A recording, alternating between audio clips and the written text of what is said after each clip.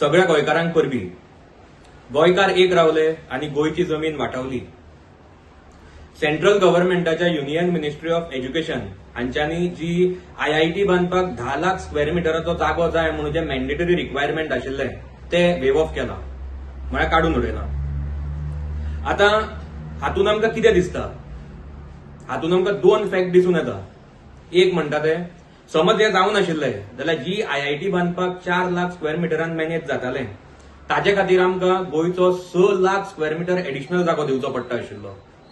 दुसरे, सगळ्या गोंयकारांनी जर बरोबर आवाज काडलो जाल्यार इवन सेंट्रल गव्हर्नमेंटाक गोंयकारां मुखार बँड जावचें पडटा. आनी अशीच जर युनिटी उरली जाल्यार आमी गोंयचो जागो वाटावपाक पावतले.